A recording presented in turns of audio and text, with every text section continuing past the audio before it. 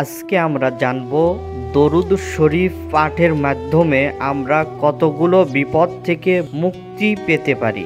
আসুন তাহলে আমরা জেনে নেই দরুদ শরীফের ফজিলত। সাইয়্যিদুনা আব্দুল্লাহ ইবনে মাসউদ রাদিয়াল্লাহু তাআলা আনহু বর্ণনা করেন, রাসূলুল্লাহ সাল্লাল্লাহু আলাইহি ওয়াসাল্লাম ইরশাদ করেছেন, ইন্না লিল্লাহি মালাইকাতান সাইয়াহিনা ফিল আরদি ইউবাল্লিগুনি মিন উম্মাতিস সালাম।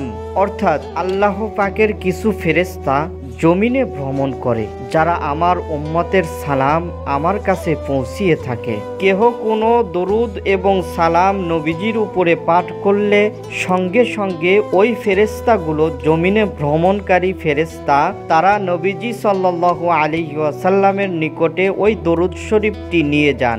নবীজি সাল্লাল্লাহু আলাইহি ওয়াসাল্লাম সেইটি দেখে দরুদ পাঠকারীর উপরে সন্তুষ্ট হয়ে যান।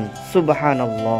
রহমতে আলম নূরে মুজাসসাম রসুল আকরাম সাল্লাল্লাহু আলাইহি ওয়াসাল্লাম ইরশাদ করেন, মান সাল্লা আলাইয়া সালাতান কাতাবাল্লাহু লাহু কিরাতান ওয়া কিরাতু মিসলু উহুদিন।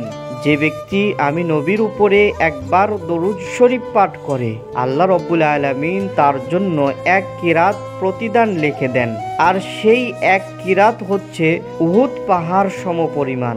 সুবহানাল্লাহ।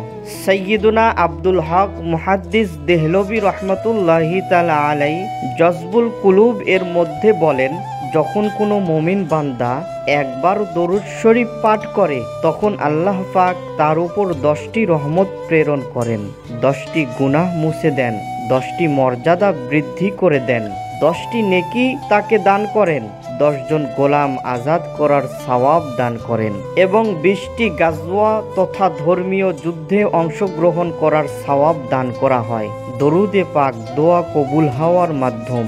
দরুদ পাঠের দ্বারা নবীজি সাল্লাল্লাহু আলাইহি ওয়াসাল্লামের শাফাআত ওয়াজিব হয়ে যায়। জান্নাতের দরজায় নবী করিম সাল্লাল্লাহু আলাইহি ওয়াসাল্লাম এর নৈকট্য অর্জন হবে।